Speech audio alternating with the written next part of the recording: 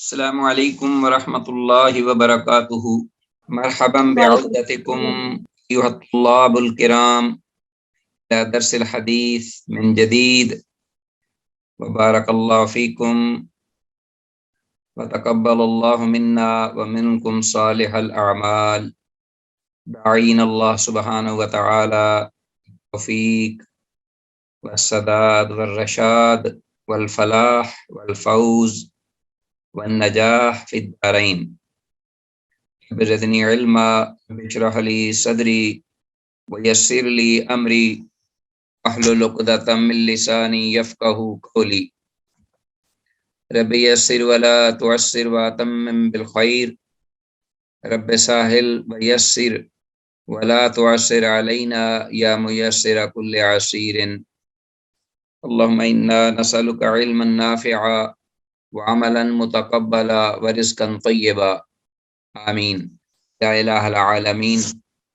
عزیز طلبہ، بفضل اللہ تعالی و بعونہ جل وعلا، حسب سابق الحمدللہ مشکوٰۃ المصابیح کے سلسلہ دروس کا یہ 44واں سبق آپ کے سامنے موجود ہے۔ اور انشاءاللہ ہم آج کے اس درس کے حوالے سے جن احادیث پر یہ آج کا سبق مشتمل ہے وہ ہم مطالعہ کریں گے۔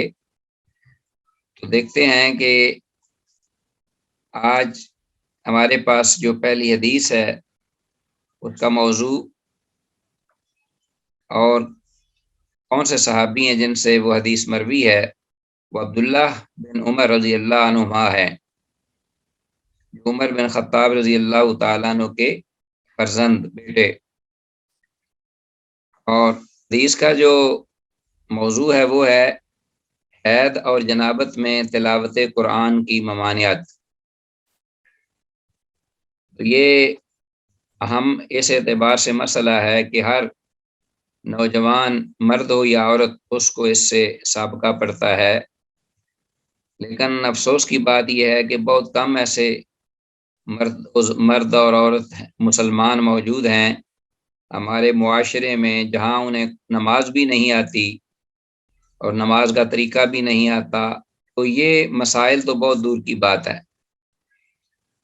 تو یہ بہت بڑا المیہ ہے، دین سے دوری اور علم سے بہرا ہونا، جہالت، یہ جہالت کی نحوست ہے۔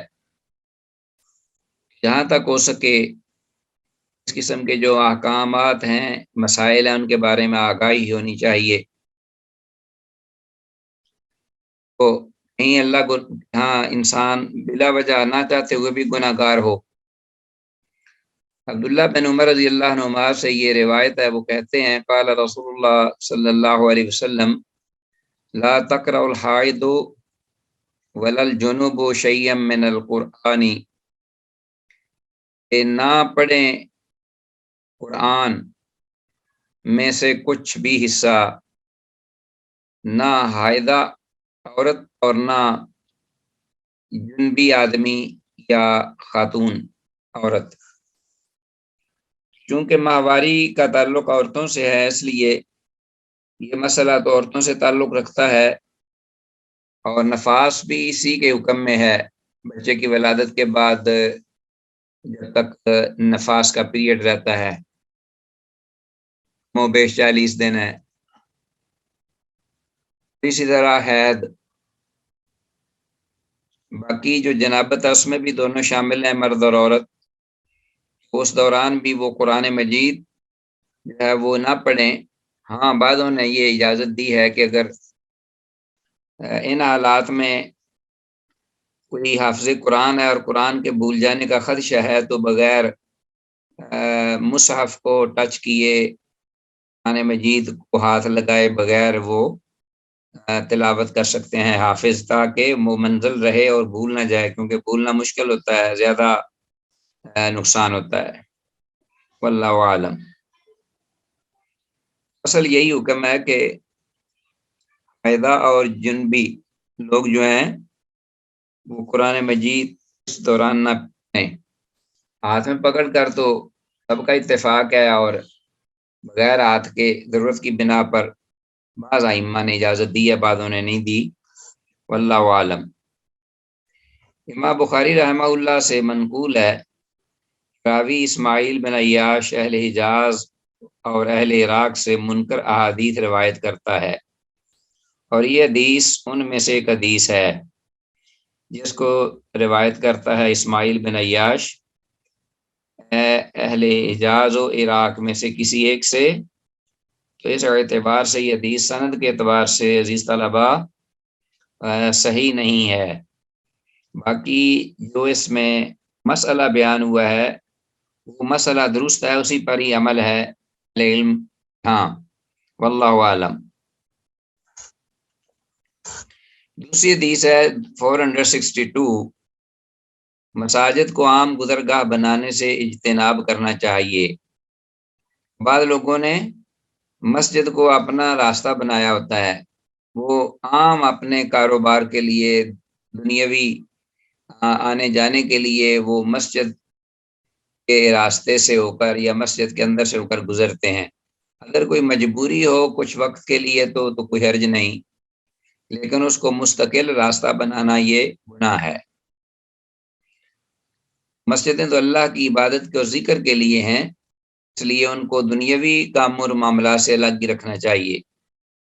وعن عائشہ رضی اللہ تعالی عنہ قالت قال رسول اللہ صلی اللہ علیہ وسلم، عائشہ رضی اللہ تعالیٰ عنہ سے روایت ہے کہ رسول اللہ صلی اللہ علیہ وسلم نے ارشاد فرمایا، وجہوا هذه البیوت عن المسجد، کہ دوسری طرف پھیر لو ان گھروں کے دروازوں کو، المسجد مسجد سے، مسجد سے دوسری طرف ان گھروں کے دروازوں کو، گھروں کے دروازوں کے رخ پھیر لو مسجد سے، یعنی مسجد کی طرف وہ نہ کھلیں۔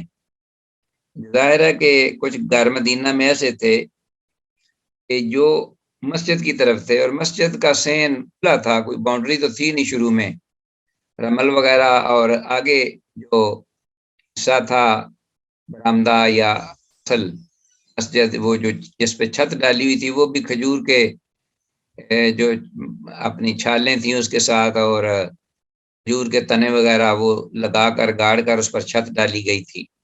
باقی نیچے رمل تھا اور باہر سین بھی کھلا تھا۔ لوگ جب اپنے گھروں جن کے دروازے مسجد کی طرف کھلتے تھے، وہ جب عام کاموں کے لیے نکلتے جاتے تو وہ مسجد کے سین سے یا ادھر سے ہو کر وہ گزرنے لگے، بعض اوقات گزرتے۔ تو رسول اللہ صلی اللہ علیہ وسلم نے فرمایا کہ اپنے گھروں کے جو دروازے ہیں ان کے رخ دوسری طرف کر لو مسجد سے۔ انی لا احل المسجد، بے شک میں نہیں جائز قرار دیتا اس مسجد کو حائضہ عورت کے لیے، ولا جنوب، اور نہ جنبی شخص کے لیے جو مرد یا عورت ہو۔ تو کیونکہ جب گزرگاہ ہو جائے، بن جائے، تو اس وقت اس قسم کے لوگ بھی وہاں سے گزریں گے، کیونکہ ابھی جن پر غسل تھا اور وہ ابھی انہوں نے غسل نہیں کیا ہوگا اور نہ وہ پاک ہوئے ہوں گے، اس لیے آپ صلی اللہ علیہ وسلم نے اس کے خدشات کے پیش نظر یہ فرمایا۔ اصل تو وجہ یہ بتائی حائضہ اور جنبی آدمی کی کہ وہ گزریں گے، اور باقی اس کے علاوہ بھی جو دنیاوی معاملات ہیں بلا وجہ مسجد کے پاس سے ہو کے جانا اور نپٹانا، یہ بھی ٹھیک نہیں ہے۔ ابو داود، اس امام ابو داود نے روایت کیا ہے، اس حدیث کی سند ضعیف ہے، جبکہ بعض محققین نے اس کی سند کو حسن کہا ہے۔ باقی جو اس کے اندر مسئلہ ہے وہ ٹھیک ہے، درست ہے، واللہ عالم۔ جنبی اور حائضہ لوگوں کی مسجد میں ٹھہرنے کی ممانعت ہے حدیث میں۔ امام شافعی اور امام مالک رحمہ اللہ کے نزدیک جنبی اور حائضہ کا مسجد میں سے گزر جانا جائز ہے اور ٹھہرنا جائز نہیں، اور اس حدیث کو بھی انہوں نے ٹھہرنے پر ہی محمول کیا ہے۔ وہ کہتے ہیں کہ مجبوری کے تحت اگر کوئی گزر رہا ہے تو وہ اس میں کوئی حرج نہیں، بس جلدی گزر جائے، رکے نہیں، لیکن اس میں بیٹھ کر ایسے لوگ جو ہیں وہ باتیں کریں یا ذکر کریں یا مجلسیں جمائیں، یہ درست نہیں ہے کسی بھی صورت میں۔ وہ کہتے ہیں امام شافعی اور امام مالک رحمہ اللہ، جن حدیثوں میں حائضہ اور جنبی لوگوں کو منع کیا گیا کہ وہ مسجد میں سے نہ گزریں، تو وہاں گزرنا تو ان کا جائز ہے، لیکن وہ اس سے مراد بیٹھنا ہے کہ وہ اس کو اپنی جو ہے وہ بیٹھنے کی جگہ نہ بنائیں، اپنی باتوں کی، گفتگو کی، معاملات نپٹانے کی۔ لیکن بات تو ایک حد تک ٹھیک ہے کہ کبھی مجبوری کے تحت اگر آ گیا ہے کوئی جنبی آدمی یا عورت نہ سمجھتے ہوئے، نہ چاہتے ہوئے، وہ گزر جائے، کوئی حرج نہیں۔ لیکن یہ بات وائرل کہ اس کو مستقل سے لوگ اپنی گزرگاہ بنا لیں مسجد کو، تو یہ بہرحال ٹھیک نہیں ہے، درست بات نہیں ہے۔ کبھی کبھار مجبوری کے تحت گزرنے میں سے کوئی حرج نہیں۔ 463 رحمت کے فرشتوں کی آمد میں رکاوٹ بننے والی چیزیں۔ ہاں، وہ رحمت کے فرشتے ہوتے ہیں کچھ جو کہ برکتیں لے کر اترتے ہیں، ذکر کرتے ہیں، دعائیں کرتے ہیں بندوں کے حق میں، اور ان کے ساتھ عبادات میں شریک ہوتے ہیں۔ یہ خاص فرشتوں کی بات ہے اس حدیث میں کہ وہ کب رک جاتے ہیں، اور جب وہ رکتے ہیں تو گھروں میں نوست اور شیطانی اثرات شروع ہو جاتے ہیں، کیونکہ ان کی وجہ سے یہ چیزیں، جادو اور بیماریاں اور نظر بد اور اس قسم کی نوست اور بے برکتی فرشتوں کی وجہ سے نہیں ہوتی جو رحمت کے فرشتے ہیں، لیکن جب وہ رک جاتے ہیں تو پھر ایسی چیزیں ان گھروں میں آنا شروع ہو جاتی ہیں۔ تو آپ دیکھتے ہیں کہ کون سی چیزیں جن سے یہ فرشتے رک جاتے ہیں۔ زیادہ اور بھی چیزیں ہیں، لیکن کچھ چیزوں کا ذکر اس حدیث میں ہے۔ وعن علی رضی اللہ تعالیٰ عنہ سے یہ روایت ہے، قال، وہ کہتے ہیں، قال رسول اللہ صلی اللہ علیہ وسلم، اللہ کے رسول صلی اللہ علیہ وسلم نے ارشاد فرمایا، لا تدخل الملائکۃ بیتن، نہیں داخل ہوتے فرشتے اس گھر میں، فی صورت، جس میں تصویر ہو، ولا قلب، اور نہ اس گھر میں جس میں کوئی کتا ہو، ولا جنوب، اور نہ اس گھر میں داخل ہوتے ہیں جس میں کوئی جنبی شخص ہو۔ ابو داود بن نسائی ہو، امام ابو داود اور امام نسائی نے روایت کیا ہے۔ تو اس طلبہ اس کی وضاحت آگے ہے، اس میں ہم بات کرتے ہیں اس کے جو فوائد ہیں، اس میں ان چیزوں کے بارے میں۔ سب سے پہلے ہے فائدہ، اس حدیث کی سند ضعیف ہے، جبکہ بعض محققین نے اس کی سند کو حسن کہا ہے۔ دوبارہ اس حدیث کو ذکر کیا جاتا ہے، بہت زیادہ کوٹ کیا جاتا ہے، اور اس کی سند اس حد تک بھی ضعیف نہیں کہ اس کو اگنور کیا جائے، واللہ عالم۔ لیکن کیونکہ اختلاف ہے، بعد نے ان کو حسن بھی کہا ہے اور بعد ضعیف کہتے ہیں۔ اختلاف ہے ائمہ کے ہاں اس کی حدیث کی صحت میں، لیکن زیادہ میلان اس کا صحت کی طرف ہی ہے، واللہ عالم۔ امام ابن حبان اور امام حاکم نے اسے صحیح قرار دیا، اور امام ذہبی رحمہ اللہ تعالی نے ان کی موافقت کی ہے۔ بہرحال یہ حکم لگانے میں کچھ نرم ہیں یہ ائمہ، لیکن بہرحال امام ہیں اپنے وقت کے بہت بڑے۔ عزیز طلبہ بتا رہے تھے کہ یہ ائمہ جو ہیں بہرحال ان کی ائمہ حدیث ہیں یہ، اور ان کی کتابیں حدیث کی مستقل، اس لیے انہوں نے اس کو صحیح کہا ہے۔ نمبر 3، حدیث میں فرشتوں سے مراد وہ ہیں جو رحمت اور برکتیں لاتے ہیں اور ذکر سننے کے لیے اترتے ہیں۔ آپ کو علم ہے کہ فرشتوں کے مختلف اپنا ہیں ان کے کام کرنے کے، جن کے لیے اللہ ان کو بھیجتے ہیں، ان کے ذمہ جو لگائے ہوئے ہیں کائنات کی تدبیر میں کام مختلف، تو مختلف فرشتے جو ہیں مختلف اپنے کام سر انجام دیتے ہیں۔ کوئی موت کا فرشتہ ہے، کوئی بارش برساتا ہے، کوئی اندھیری آندھیوں کا پر مقرر ہے، کوئی سور پھونکنے پر مقرر ہے، کوئی اسی طرح جو ہے وہ کرامن کاتبین لکھنے والے ہیں۔ مختلف فرشتوں کے مختلف کام ہیں جو اللہ نے ان کے ذمے لگائے ہوئے ہیں۔ تو کچھ فرشتے ایسے ہیں جو رحمتیں اور برکتیں، جیسا کہ میں نے کہا کہ وہ گھروں میں اترتے ہیں اور لاتے ہیں، دعائیں کرتے ہیں، ذکر کرتے ہیں، ذکر سنتے ہیں، ان کی رپورٹ دیتے ہیں اللہ جل شانہ کو۔ جی آگے ہمارے پاس یعنی چوتھا فائدہ ہے، حدیث میں جنبی سے مراد وہ شخص ہے جو سستی کی وجہ سے غسل کو ترک کر دے یہاں تک کہ نماز کا وقت ہی بھی نکل جائے، یا وہ جنبی آدمی مراد ہے خواہ مرد ہو یا عورت جو مباشرت سے فارغ ہو کر وضو نہ کریں، یہ بھی ہو سکتا ہے۔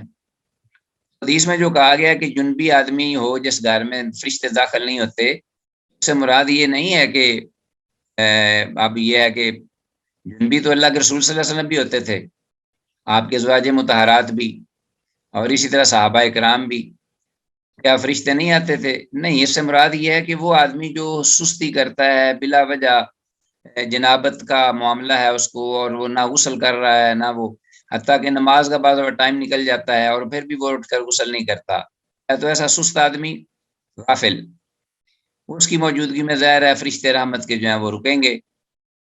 یا جس کی عادت بن جاتی ہے کہ وہ جنبی رہتا ہے زیادہ تر اور غسل نہیں کرتا وقت، یا پھر یہ بھی ہے کہ رسول اللہ صلی اللہ علیہ وسلم کی سنت تھی کہ جب آپ مباشرت کرتے تو فارغ ہونے کے بعد غسل نہ بھی کرے تو آپ استنجا کرتے اور وضو کر لیتے تھے، وضو کرنے سے وہ جو چیز ہے ختم ہو جاتی ہے اور فرشتے پھر اتر آتے ہیں۔ بہرحال یہ اس وقت شخص کے لیے ہے وعید یا ڈانٹ ڈپٹ جو سستی کرتا ہے غسل کرنے میں اور زیادہ تر جنابت کی حالت میں رہتا ہے۔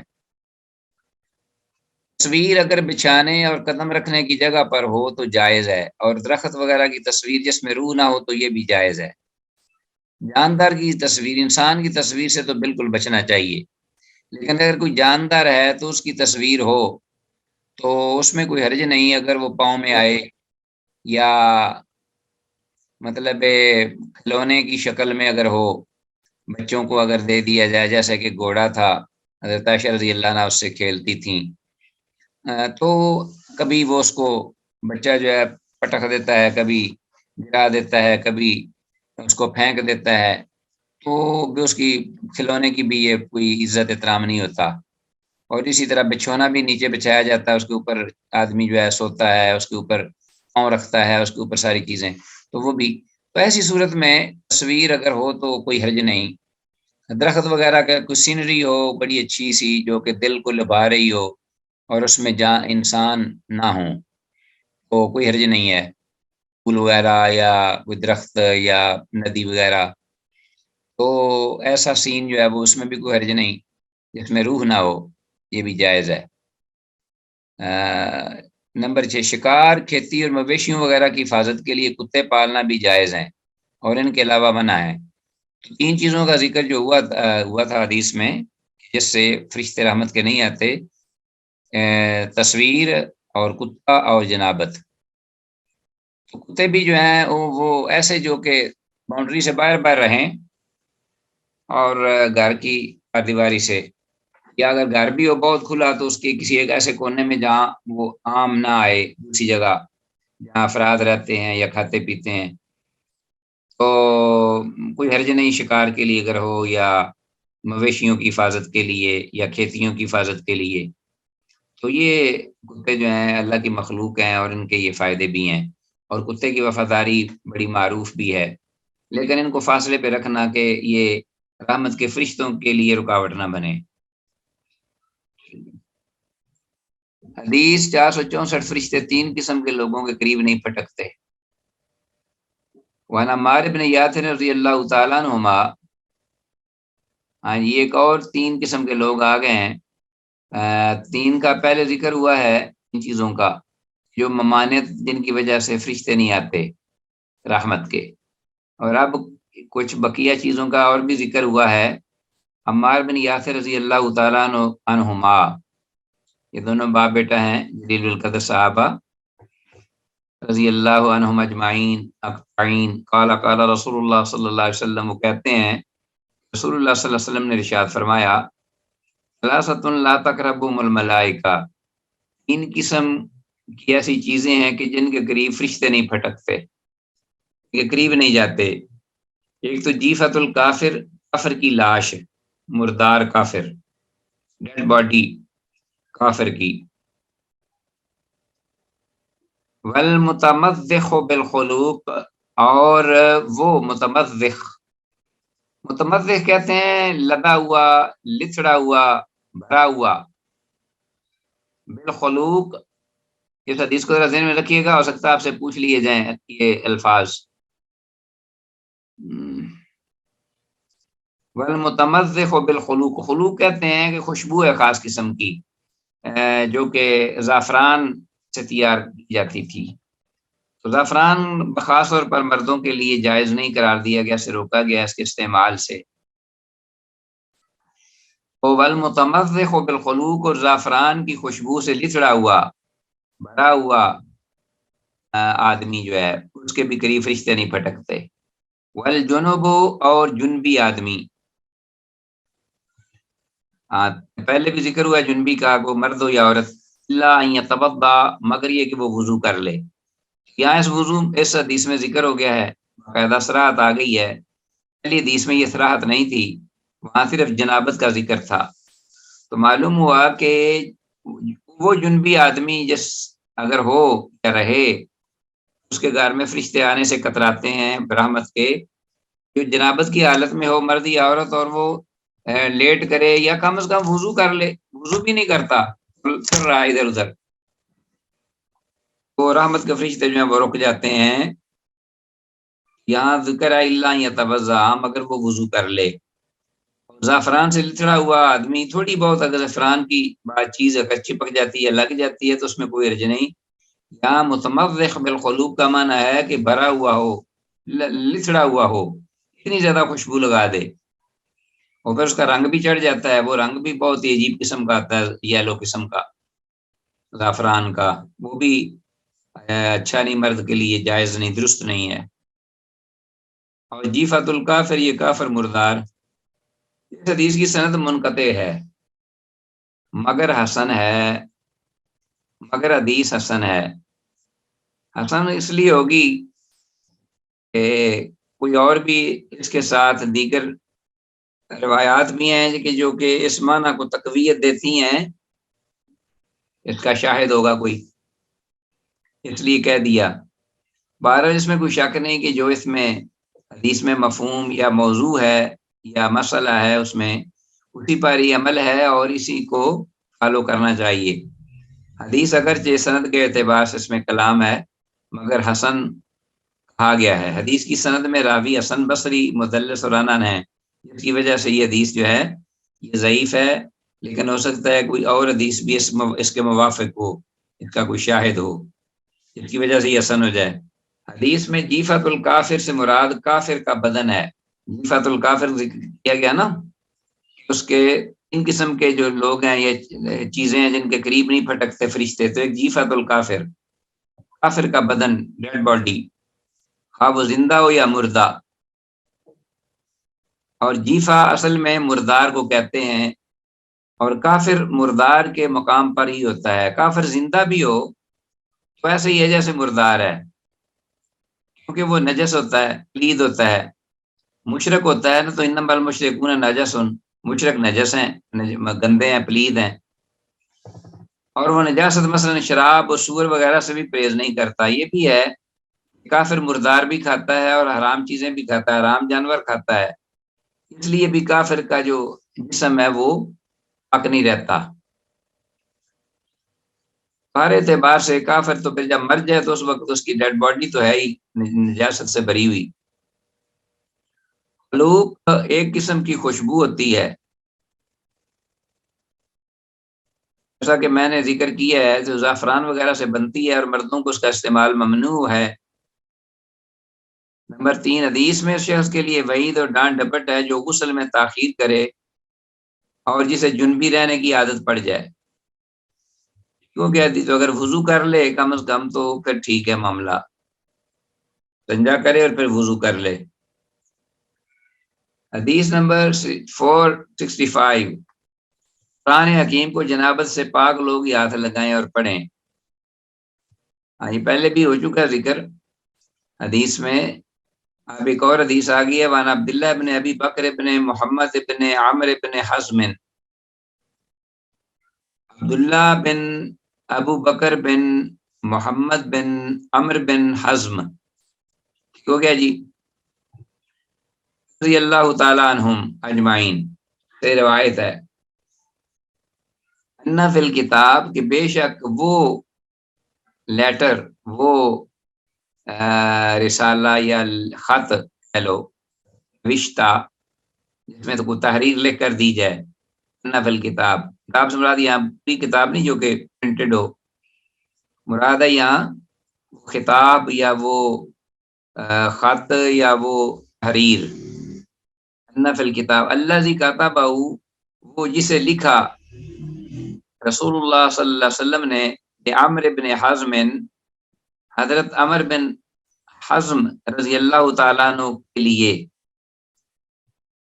کیا لکھا تھا، کیونکہ یمن کے کسی علاقے میں عمر بن حزم رضی اللہ تعالیٰ عنہ کو آپ صلی اللہ علیہ وسلم ذمہ داری دے کر بھیج رہے تھے، آپ صلی اللہ علیہ وسلم نے ان کے لیے ایک تحریر لکھوا دی تھی، یہ تحریر ان کو لکھ دو تاکہ یہ اپنے پاس رکھیں اور ضرورت پر اس کو پڑھ لیا کریں اور اس پر عمل کریں اس کے مطابق۔